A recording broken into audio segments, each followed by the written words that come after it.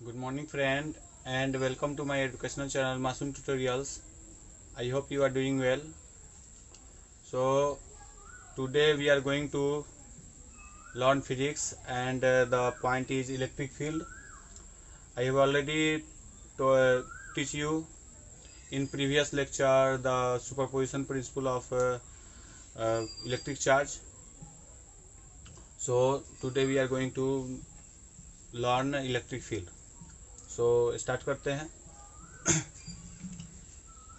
सो electric field से पहले जो है कुछ इलेक्ट्रिक फील्ड समझने से पहले जो है कुछ हम लोग एक एग्जांपल देखते हैं. जैसे अगर कोई चार्ज पहले से रखा हुआ हो कहीं पर, मान लीजिए कि यहाँ पर एक कोई चार्ज है, पॉइंट चार्ज Q, ठीक है. तो यहाँ कहीं बाहर से एक दूसरा चार्ज को लाएंगे, ठीक है. प्लस Q है, ये भी प्लस Q अगर चार्ज हो, लेकिन ये डिफरेंट चार्ज है. तो ये चार्ज को लाएंगे तो कूलॉम्स लॉ के अनुसार इस पर क्या होगा, ये दोनों के बीच में फोर्स लगेगा.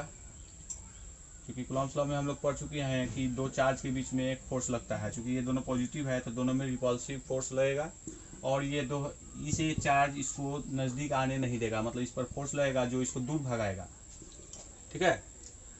फिर यदि इस चार्ज को हम बाहर ले गए तो अब एक क्वेश्चन उठता है कि अगर ये चार्ज यहाँ से चला गया, मान लीजिए कि यहाँ से r दूरी पर है, ये जो डिस्टेंस है वो r है, ठीक है.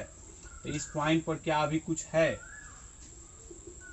जैसे यहाँ पर कोई चार्ज था प्लस Q, पहले कुछ नहीं था, उसके बाद एक चार्ज को जैसे ही लाया मैं तो दोनों के बीच में फोर्स लगेगा जो इस जगह के चार्ज को, Q चार्ज को और नज़दीक नहीं आने देगा.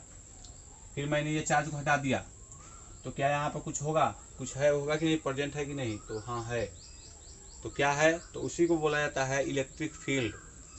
मीन्स क्या, इलेक्ट्रिक फील्ड क्या है, तो कोई भी चार्ज जो है अपने चारों ओर एक इफेक्ट प्रोड्यूस करता है. जैसे अगर ये चार्ज ना रहे तो ये चार्ज अपने चारों ओर एक इफेक्ट प्रोड्यूस करता है, जो जिस इफेक्ट के कारण कोई दूसरा चार्ज अगर इसके अंदर में आएगा, कोई पॉजिटिव चार्ज इसके अंदर में आएगा तो ये चार्ज उसको और अंदर नहीं आने देगा.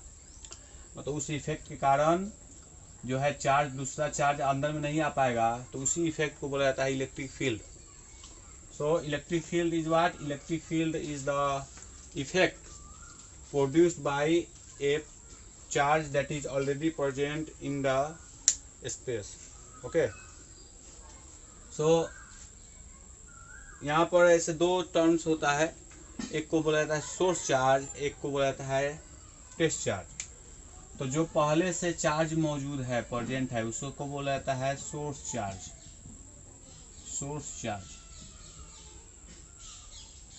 इसको बोला जाता है जो बाहर से आया चार्ज, जैसे प्लस Q चार्ज, उसको बोला जाता है टेस्ट चार्ज. यहाँ पर इसको सिंप्लीफिकेशन के लिए सोर्स चार्ज को माना जाता है कि ज़्यादा अमाउंट में है, इसका क्वांटिटी ज़्यादा है, मैग्नीट्यूड ज़्यादा है, और टेस्ट चार्ज का मैग्नीट्यूड या उसका वैल्यू जो है बहुत कम है, ठीक है, टेस्ट चार्ज का वैल्यू. यहाँ पर एक क्वेश्चन है कि अब इलेक्ट्रिक फील्ड किसे कहेंगे.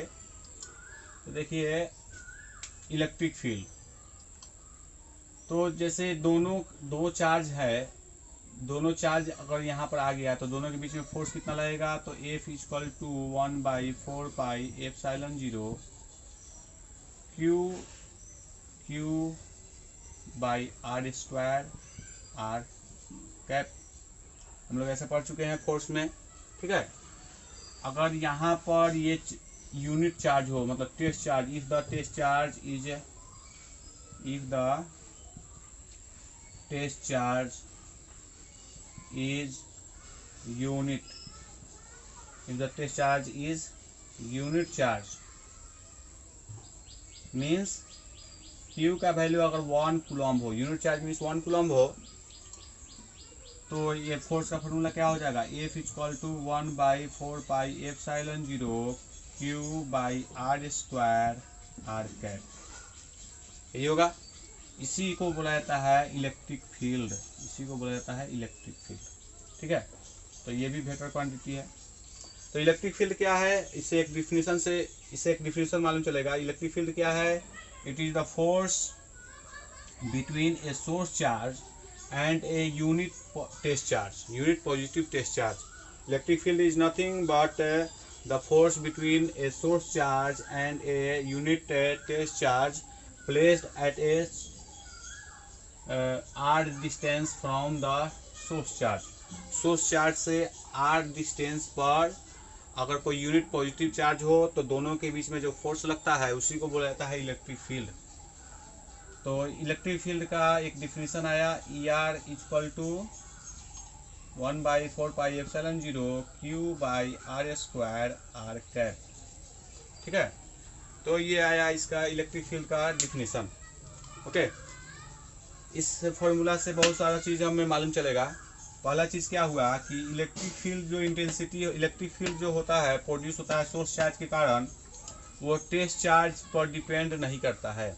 जैसे टेस्ट चार्ज इस फॉर्मूला में भी नहीं है टेस्ट चार्ज, तो टेस्ट चार्ज पर डिपेंड नहीं करेगा। टेस्ट चार्ज कितना अमाउंट में है उस पर डिपेंड नहीं करेगा इलेक्ट्रिक फील्ड।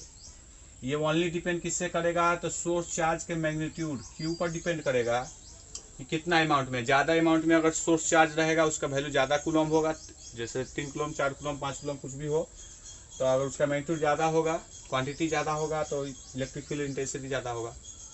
और किस पर डिपेंड करेगा, तो पोजीशन पर भी डिपेंड करेगा कि टेस्ट चार्ज को मैं कितना दूरी पर रख रहा हूँ। R means distance from the source charge to test charge. ठीक है, तो electric field intensity only depends on source charge and the position vector. ठीक है, पोजीशन वेक्टर पर डिपेंड करता है, does not depend on test charge. I hope you understand all this terms. आगे देखते हैं।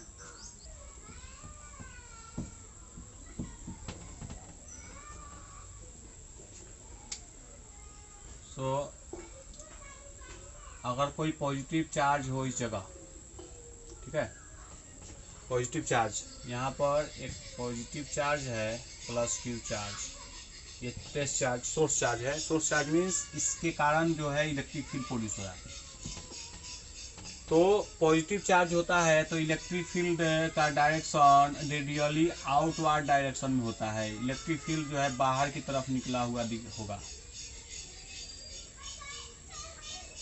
ठीक है, रेडियली आउटवर्ड इन डायरेक्शन। अगर सोर्स चार्ज पॉजिटिव हो तो इलेक्ट्रिक फील्ड का डायरेक्शन कैसा होता है, बाहर की तरफ होता है। दूसरा है कि यदि सोर्स चार्ज निगेटिव हो तो कैसा होगा, तो इसका डायरेक्शन जो है इनवर्ड डायरेक्शन में होता है। इलेक्ट्रिक फील्ड का डायरेक्शन इनवर्ड होता है।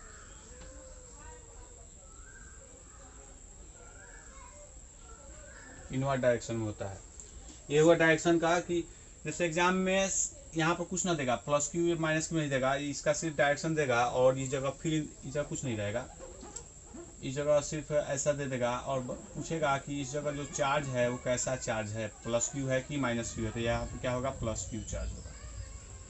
तो प्लस Q चार्ज के कारण जो है इलेक्ट्रिक फील्ड का डायरेक्शन आउटवर्ड, रेडियली आउटवर्ड होता है, और निगेटिव चार्ज के कारण जो है इलेक्ट्रिक फील्ड का डायरेक्शन जो है रेडियली इनवर्ड होता है। ठीक है, तो अभी तक हमने देखा क्या इलेक्ट्रिक फील्ड का डिफिनीशन। इलेक्ट्रिक फील्ड डिफिनीशन क्या है, तो the electric field may be defined as the force exerted between a source charge and a unit positive charge placed at a some distance from the source charge। Source charge से कुछ दूरी पर एक unit test charge को रखा जाए तो दोनों के बीच में जो फोर्स लगता है उसी को बोला जाता है इलेक्ट्रिक फील्ड। ठीक है, इसको डिनोट किससे करते हैं, ई से डिनोट करते हैं। अभी लिखे थे ई, ठीक है, ई से डिनोट किया जाता है। It is a vector quantity. Force भी वेक्टर क्वांटिटी होता है, इलेक्ट्रिक फील्ड भी वेक्टर क्वांटिटी होता है। अच्छा, अभी मैं बताया था कि E F equal to formula होता है 1/4πε0 Q/r²। यहाँ पर source charge, test charge R cap. E का फॉर्मूला होता है, अगर यह 1 हो जाए, यूनिट टेस्ट चार्ज हो जाए, तो फॉर्मूला हो जाएगा 1/4πε0 Q/r² r कैप। ये फार्मूला हुआ। अगर दोनों में कंपेयर किया जाए तो एफ का फार्मूला क्या हो सकता है, F equal to Q E, ये फार्मूला हो सकता है। 1/4πε0 क्यू बाई आर स्क्वायर की जगह पर मैं क्या पुट कर दूंगा, ये ई पुट कर दूंगा, ये टोटल की जगह पर, ये टोटल की जगह पर मैंने क्या पुट कर दिया, ई पुट कर दिया। तो एफ इक्वल टू क्या फार्मूला हो गया, क्यू ई। ठीक है, तो इससे ई का फार्मूला एक और आया, E equal to F by Q.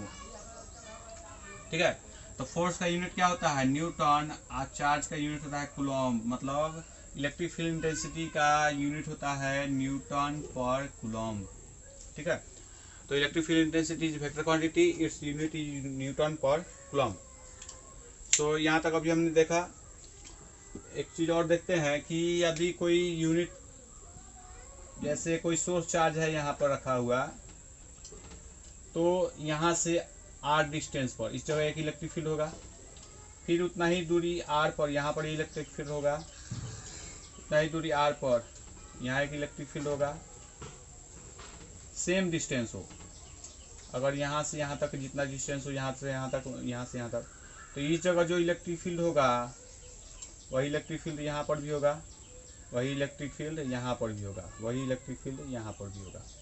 क्योंकि सोर्स चार्ज दोनों के लिए सेम है, इस पोजीशन के लिए भी सोर्स चार्ज यही वाला है, प्लस क्यू है, इस जगह के लिए भी सोर्स चार्ज यही है, और इस जगह के लिए भी सोर्स चार्ज सेम चीज़ है, और सभी का डिस्टेंस क्या है, आर है, तो सभी जगह इलेक्ट्रिक फील्ड क्या होगा, सेम होगा। मतलब किसी सोर्स चार्ज से सेम डिस्टेंस पर इलेक्ट्रिक फील्ड जो है सेम होता है। तो इसको अगर मिला दिया जाए,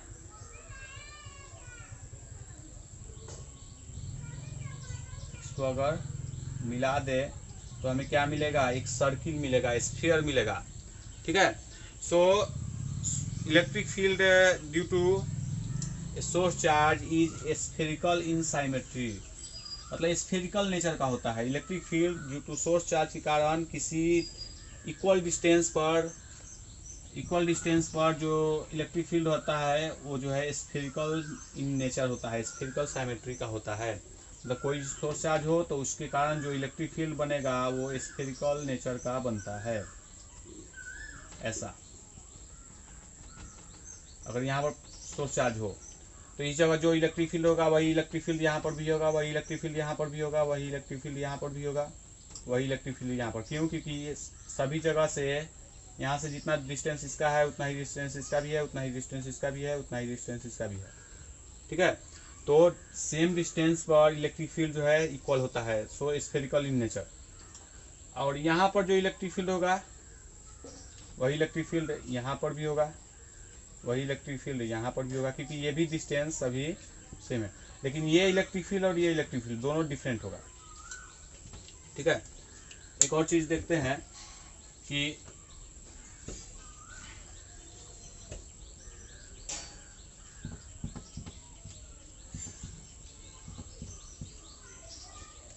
जैसे अभी हमने देखा E इक्वल टू